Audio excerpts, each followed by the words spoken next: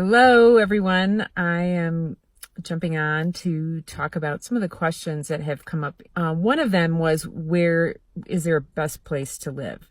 And that is a really common question that comes up. And actually, my husband and I are looking to relocate, not because we're feeling bad where we are. We actually feel really good. And that's why we're really afraid to leave, because we do feel really good and are recovering well where we are.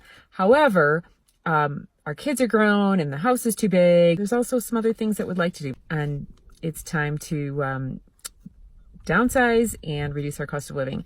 So in that process, we're looking around for places to go, and people say, okay, well, is there a best place?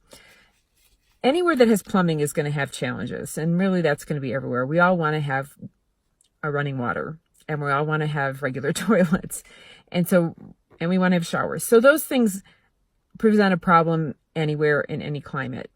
Generally, I would say go places where people build better quality construction.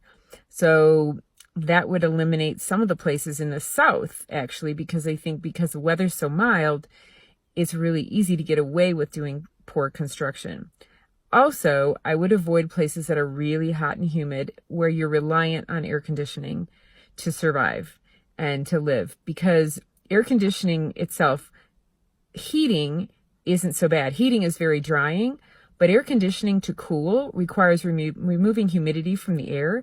So the more humidity you have in the air that needs to be removed to be comfortable, the more challenging those systems are, and the more potential there is for condensation and other things to happen in our buildings. So it's trying to live in an environment, picking a location where you actually can't live in that location. You're going to need to live in your house. And I would try to avoid that. Now we're Arizona. People think, okay, well, that's a desert, or go somewhere in New Mexico, that's the desert. Actually, people don't necessarily do well there, and there's plenty of mold in those locations. And the reason why is because of the lesser quality construction in many cases, but also because they do need to run air conditioning. Even though it's very dry, they still are conditioning the air a lot of the time.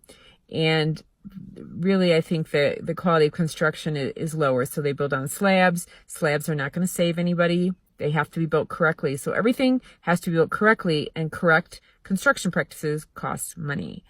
So right now we're in Wyoming, and we're looking in southeast Wyoming, partially because we could get to the Denver airport. We're also looking at Laramie, because Laramie has a major university. So there's hospitals.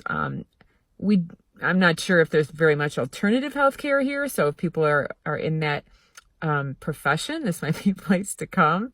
But we did walk around and see a few things that suggest that there are people like-minded here in Laramie. So primarily we went with proximity to a major airport, clean air. We're so far really pleased with the air. There's lots of things to do here outside.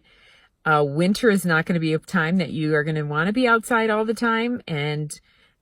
But there are winter sports here, and my understanding is there's a lot of sunshine. So there is bad weather, and you're going to have to hold up during that.